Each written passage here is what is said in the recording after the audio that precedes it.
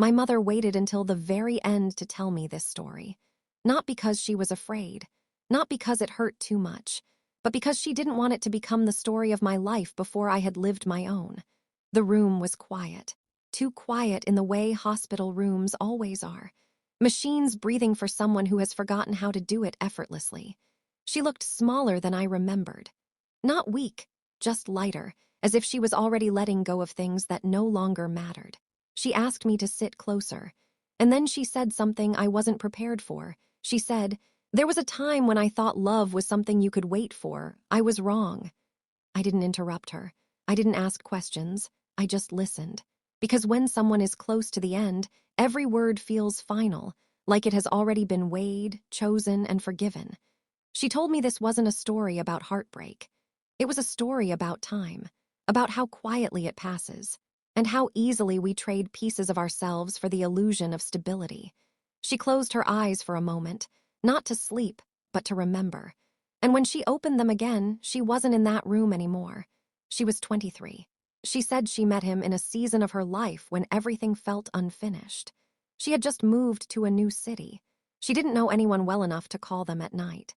She worked a job she didn't love, but told herself it was temporary. Everything was temporary back then. At least, that's what she believed. She said he wasn't extraordinary in the way movies prepare you for. He wasn't loud. He didn't chase attention. He didn't promise her the world. He was calm, consistent, comfortable. And at that time in her life, comfort felt like safety. She said the first thing she noticed wasn't his smile, it was how nothing about him felt urgent.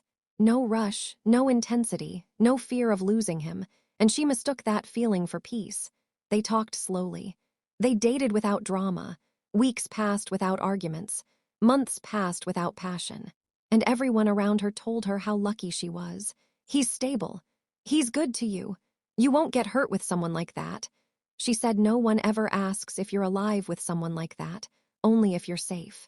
She said the relationship didn't change her life overnight. It changed it quietly. She stopped wanting certain things, not because she didn't want them anymore, but because wanting them felt inconvenient. She adjusted. She learned his rhythms, his silences, his way of avoiding difficult conversations by being reasonable. Whenever she felt something was missing, she told herself she was being dramatic. Whenever she felt lonely next to him, she told herself that was just adulthood. And then she said something that made her pause. She said, "The first real loss wasn't him. It was the version of myself who used to imagine more." She said there were moments, small ones, when she almost left. Not after fights, not after betrayal, but after ordinary evenings. The kind where nothing was wrong, and that somehow felt worse. She said she stayed because nothing hurt enough to justify leaving.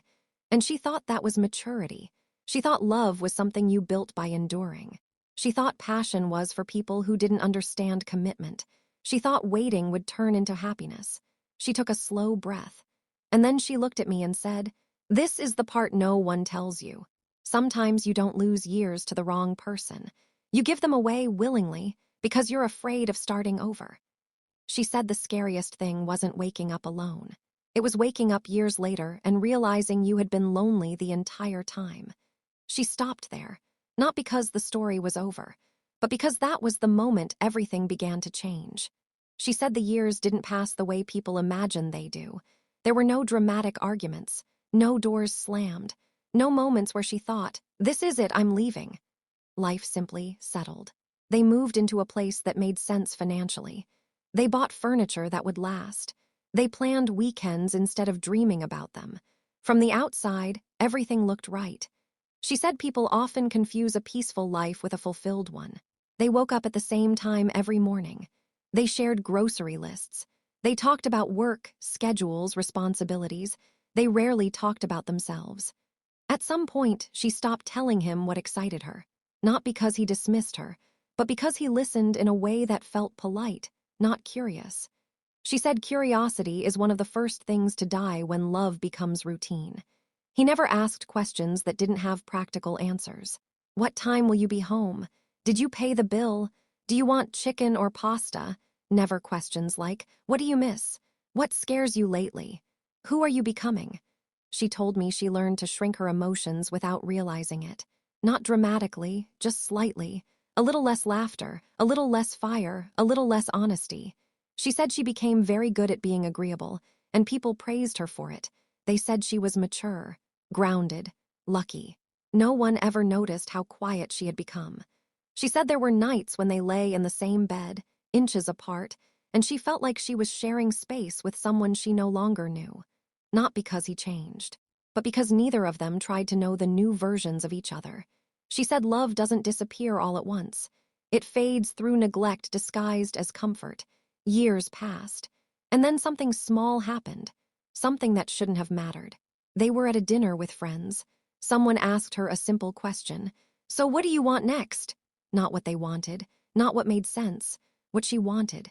She opened her mouth to answer and nothing came out. Not because she didn't have dreams, but because she hadn't visited them in so long they felt unfamiliar. She laughed it off, changed the subject. But that night, lying awake, she realized something unsettling. She had built a life that worked without ever asking if it felt like hers. She said that realization didn't hurt. It frightened her, because it meant there was no one to blame, no villain, no betrayal, just choices repeated quietly over time. She told me she looked at him sleeping next to her and felt an unexpected wave of sadness. Not because she didn't love him, but because she knew, deep down, that loving someone wasn't the same as choosing yourself. She said that was the first night she understood that staying can sometimes be the most dangerous decision of all. She didn't leave the next day, or the next year, but something inside her shifted, and once that happens, nothing ever feels the same again. My mother said the most dangerous moments aren't the ones that shatter your life. They're the ones that remind you of who you used to be. She said it happened in a way that felt almost unfair.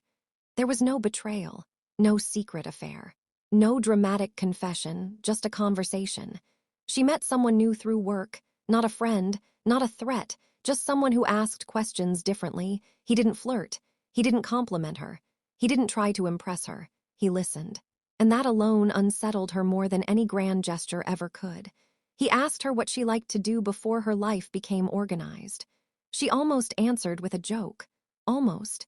Instead, she hesitated, because she realized she didn't remember. She said that moment followed her home. It sat with her at dinner. It lay beside her in bed. It whispered during quiet moments. Not loudly, patiently. She said she began to notice how rarely anyone asked her who she was now. Not her role, not her responsibilities. Her. She didn't fall in love with this new person. That would have been simpler. What happened was more uncomfortable. She felt seen, and once you remember what that feels like, it's impossible to forget. She said she started paying attention to herself again, to the way certain songs stirred something old, to the way silence felt heavier than it used to the way she caught herself imagining different versions of her life. Not better, just truer. She said she became aware of how much emotional labor she carried alone, how often she adjusted her tone, her needs, her expectations, how she explained herself in ways that made others comfortable. She said love should make you feel braver, not smaller. And yet, she had been shrinking for years without realizing it. She said one night, while folding laundry, she suddenly started crying. Not because she was unhappy, but because she had been numb. And numbness, she said, is quieter than pain and far more dangerous. She didn't tell anyone about these feelings, not her partner, not her friends. She didn't even name them herself, because naming something gives it weight, and she wasn't ready for that yet. She said the hardest part was knowing that nothing was technically wrong. And yet, everything felt unfinished. She said she wondered how many people mistake comfort for love simply because discomfort feels too risky. She wondered how many lives are built on good enough. She wondered when she had stopped asking for more. She told me she didn't want passion. She wanted presence. She wanted to feel like her inner world mattered. She wanted to feel chosen, not by obligation, but by curiosity. She said that's when she understood something quietly devastating. You can be deeply cared for and still be profoundly alone. And once that truth enters your mind, it doesn't leave. It waits. My mother said she didn't leave because she was brave. She stayed because she wanted to be fair. She told herself that long relationships deserved effort. That history mattered. That walking away required a reason everyone could understand. And she didn't have one, so she tried to fix what felt wrong. She initiated conversations she had been avoiding for years. She asked questions she had once stopped asking. She told him she felt distant, disconnected, tired in a way sleep couldn't fix. He listened. He nodded. He said he understood. And for a moment, she believed that was enough. Things improved on the surface. They planned more time together. They talked about the future. They even laughed more. But something fundamental didn't return. Curiosity didn't come back. She said effort without presence feels like maintenance, not love. She noticed how quickly conversations returned to logistics, how emotional moments were smoothed over instead of explored. Whenever she tried to go deeper, he responded with solutions. She didn't want solutions. She wanted connection. She said the hardest realization was this. He wasn't unwilling to change. He simply didn't see the problem the way she did. And no amount of explaining can bridge that gap. She said one evening, after a long conversation that led nowhere, she felt an unexpected calm. Not relief, clarity. She looked at him and realized that the version of love she needed was never going to be something he could offer, not because he was incapable, but because he was content. And contentment, she said, can be cruel when it isn't shared. She said that was the moment she understood she could either stay and disappear slowly or leave and face the unknown. Neither option felt easy, but only one felt honest. She didn't leave that night. She didn't cry. She simply knew. And once you know, pretending becomes impossible. She said love isn't proven by how long you stay. It's proven by whether you remain yourself while you do. She took a deep breath then, and when she looked at me, her eyes were steady. She said, "The end didn't come with chaos. It came with silence." My mother said leaving didn't feel like freedom. It felt like grief. Not for the relationship itself, but for the years she would never get back. She didn't make a speech. She didn't explain herself one last time. She packed quietly. She chose what to take and what to leave behind. And with every object she touched, she realized how much of her life had been built around not needing too much. He asked her if she was sure. Not angrily, not desperately, just confused. She said that was the moment she understood how long they had been living in two different emotional realities. She said goodbye without knowing who she would become next. The days after were harder than she expected. There was relief, yes, but there was also guilt. Guilt for hurting someone who hadn't hurt her. Guilt for choosing uncertainty over stability. She said people don't talk enough about the loneliness that follows honesty. Friends asked what happened. She struggled to explain. There was no betrayal. There was no abuse. Just a quiet truth that didn't fit into a neat story. She said rebuilding herself was slow, painfully slow. She had to relearn her preferences, her rhythms, her voice. She said the strangest part was realizing how much space she had been occupying without actually existing in it. Time passed, and something unexpected happened. She didn't become happier overnight, but she became present. She started noticing herself again. What made her feel alive? What drained her? What mattered? She said she learned that love shouldn't require you to abandon parts of yourself to keep the peace. That compatibility isn't about how little you fight, but about how deeply you're willing to know each other. She said she stopped believing that staying longer makes a relationship more meaningful. Sometimes it just makes it harder to leave. Years later, she met someone else. Not better, not worse, different. Someone who asked questions without needing answers. Someone who stayed curious. But she told me that wasn't the lesson. The lesson was this. No relationship will save you from the work of choosing yourself. She said she didn't regret loving him. She regretted how long it took her to trust her own quiet unhappiness. She looked at me then, really looked. And she said, if you ever feel lonely in a relationship, listen to that feeling. It's not asking you to leave immediately. It's asking you to be honest. She squeezed my hand, and then she said something I will never forget. Love should expand your life, not slowly erase it. She closed her eyes after that, not because she was tired, but because she had finally said everything she needed to say.